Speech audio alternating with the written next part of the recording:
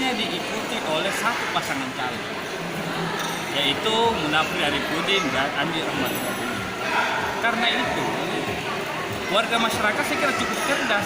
Oleh karena hanya satu pasangan yang memenuhi syarat, saya yakin dan percaya masyarakat Makassar akan mempercayakan kepada satu pasangan calon tersebut.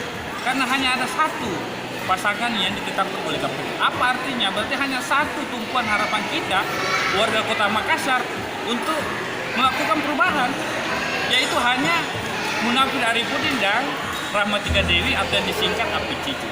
Ya tentu saja kita berharap masyarakat Makassar ini betul-betul bisa memahami, ya, cerdas dalam menentukan pilihan. Ya, masa kita diarahkan, masa ada gerakan misalkan kolom kosong, itu kan nggak benar gitu loh. Apa yang diharap dengan kolom kosong? Nggak ada orang kok. Siapa yang mau jadi pemimpin kalau kolom kosong? Itu kan yang sebenarnya nggak ada. Itu hampa, itu harapan hampa yang akan diberikan.